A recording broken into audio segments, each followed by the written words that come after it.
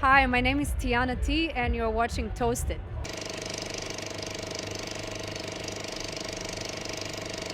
So welcome to your festival, basically. Yeah, kind of. You have a long history with this one, right? Yes, I was just talking about it. I actually made a full circle starting 50, it was exactly 15 years ago that I first came to Exit Festival, and I was an enthusiastic journalist who just started working.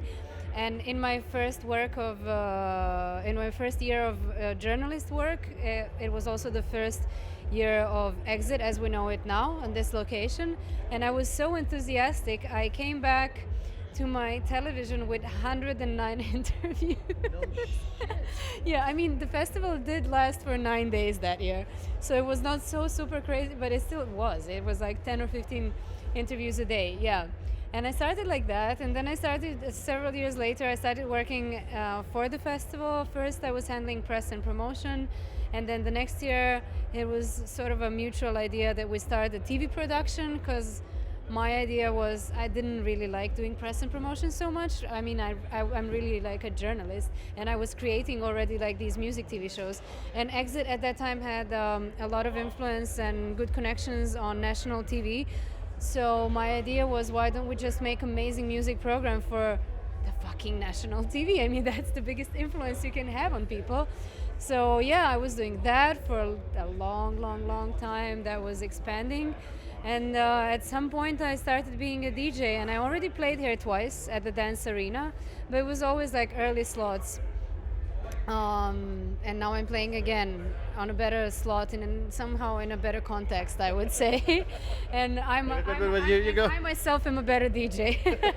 I bet you are. Hey, but getting back to the Actually, I was also managing a stage. I had my own stage here, right next to the press center. So yeah, I was like, I did a full circle, like booking acts, promoting, doing TV shows, interviewing people. And now you're interviewing me. So there's only one thing left for you, except for, I mean, if you have your successful DJ career, you will have to organize your own festival and do everything. I mean, I am a control freak, so I guess if I would run my own festival, I would also go crazy because I would try to do everything on my own. But that's really far. Okay, but you still do interviews every now and then. I noticed you did an interview with Richie Hawtin not too long ago. Yeah, Richie is the person I interviewed most frequently in my career. That was a couple of years ago at Sonar Festival, yeah. Recently, I can't remember what was the last one I did. Well, I saw this post on your Facebook, like I said, I talked to Richie, and he was influential to me in certain respects because every interview I did and every time I talked to him was completely different. That's true, because my first interview with him was in 2004. When he first played in Belgrade at another festival, and then each time he was here at Exit, and then also I think on my travels. And it's funny, I could really see how he changes and progresses as an artist and as a human being, because I always prefer doing these more personal interviews. Actually, in my interviews, we almost never spoke about music. I mean, we did speak to his relation to music and to his relation in creating music, or let's say I remember in this first interview from 2004, we had a long discussion, like 15-minute long discussion about music with lyrics and music with no lyrics, abstract music and a bit more less abstract music. So yeah, but I could see, like, I really know what were his phases in life, I would say, and I always learned something from him. I mean, that's a good. I was lucky. I was in a good position to start DJing with already a lot of knowledge about it that I actually got through these interviews. I was interviewing not only Richie but all the biggest DJs in the world, especially while I was working for Exit, and I was always asking them about the nature of their work. So I knew the basic rules. I mean, rule number one, to play the right track at the right time. Well, that's all you need, then. Rule number two, mistakes are actually fine. Like, mixing comes second, music comes first, which I applied and actually maybe abused for a long time. A lot of people still do that. Yeah, I mean, actually it was Richie that I talked to. although he's so digital and his setup is always so perfectly automatic in a way, you could still hear mistakes in his set, and we talked about it a couple of times, and he said, yeah, actually that's exactly my perfect moment. And I love it too. I mean, I totally agree with him, because if you have this like perfectly flat, perfectly programmed, perfectly mixed sets, especially in like four to the floor kind of music, it's so easy to fall asleep, like to get hypnotized. I mean, getting hypnotized is one part of the process, but if something happens unexpectedly, that's when people like wake up. That's when you get them, like that's when you get their attention. So I like these moments. Hey, you played a lot of gigs, I saw. You played the Berghain, which is great, of course, and you played in Ibiza, and you're going to play the Melt Festival. And I noticed that you play with vinyl as well. I'm these days, yes. I mean, I am still buying records, but I don't play so many records anymore. I always carry a few, because I'm too lazy to digitalize them. And then whatever. I mean, it's not only laziness; it's also like right now a lack of time. But I like to have them. It's more like my, like when you're a kid, you have your teddy bear that you sleep with, and I have my records. I like to have them with me, even if I play just one. So you sleep with your records? No, I sleep with my computer. A lot of people do that. But I never used computer for DJing. I actually really could never ever do that. It's already too much that I'm staring at this screen, and I really couldn't imagine myself typing or using a mouse pad or something to play music. I need the physical connection to the music I'm playing. But vinyl, I mean, the thing is, right now I'm buying more records than in the last years. So my few records that I'm bringing with me every time are getting this stack is getting a bit bigger. So yeah, right now I'm playing half, and in the last years it was more 70% files and 30% vinyl.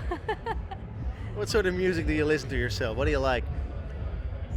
I like everything. I mean, what's the last record you bought? What was the last record I bought? I can't remember. I bought last time I bought a bunch of old house records. I came back home with 60 or 70 records of old Roger Sanchez, Armand Van Helden, Merck, the label Merck, yeah, and stuff like that. Yeah.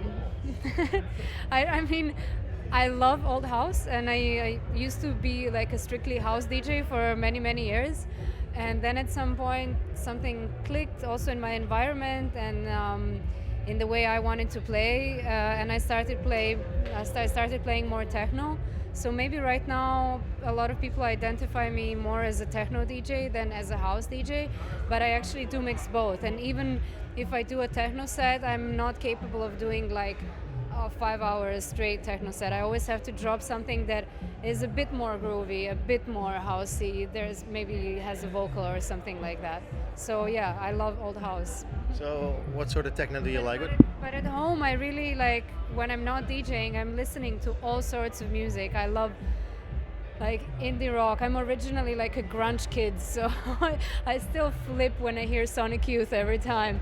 I just went to PJ Harvey concert a few weeks ago, and it was transformative. It totally changed my life, although I'm already a big fan. I also like pop. I also like good pop. I don't mind what is good pop in your opinion? Lately, there's not so much good pop. Yeah.